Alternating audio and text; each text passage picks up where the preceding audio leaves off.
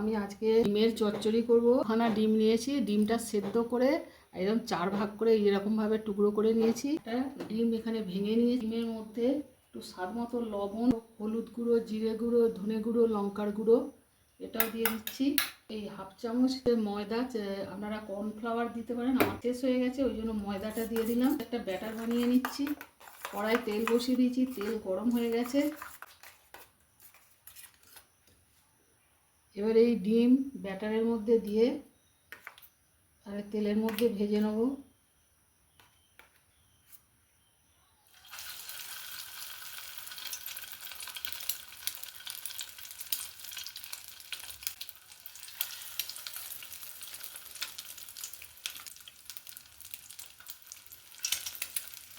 এইভাবে সব কটা দিয়ে দেবো। ডিমগুলো সব ভেজে নিয়েছি, এগুলো তুলে নেব।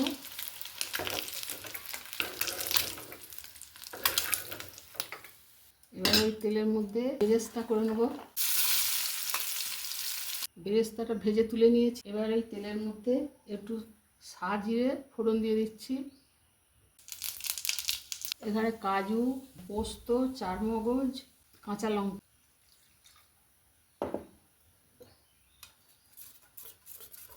জল দিয়ে গুলে এটা দিয়ে দিচ্ছি।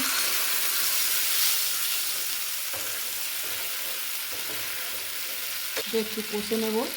কাজু, পোস্ত, চারমগজ বাটার ভেতরে একটু ঝাল লঙ্কার গুঁড়ো, কাঁচা লঙ্কা বাটা আছে, আর একটু কাশ্মীরি লঙ্কার গুঁড়ো রঙটা হওয়ার জন্য হাফ চামচের মতো। একটু গরম, এর সাথে কিছুটা বেরেস্তা দিয়ে দিচ্ছি।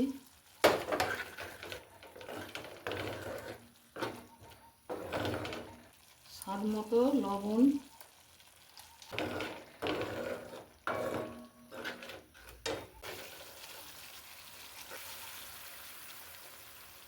এই যে গোলাটা বেঁচেছে, মশলাটা কষার সময় এটা দিয়ে কষে নিতে হতো, আমি ভুলে গেছি।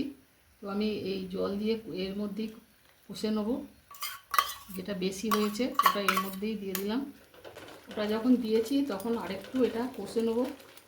একটু কষে না নিলে ডিমের গন্ধ থাকলেও থাকতে পারে, তার জন্য একটু কষে নিচ্ছি। কষে নিলে খুব ভালো, অসুবিধা নেই কিছু। ভালো করে কষে নিয়েছি। এবারে এগুলো ডিম ভাজাগুলোকে দিয়ে দিচ্ছি।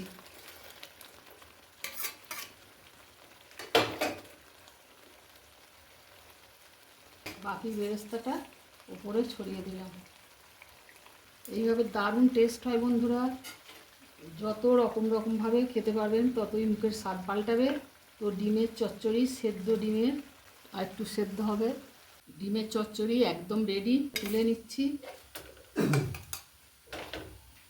দারুণ টেস্টি হয়েছে বন্ধুরা। এইভাবে এক থালা ভাত নিমেষেই উঠে যাবে। কেমন হয়েছে অবশ্যই জানাবেন, আর এইভাবে আপনারা অবশ্যই খাবেন।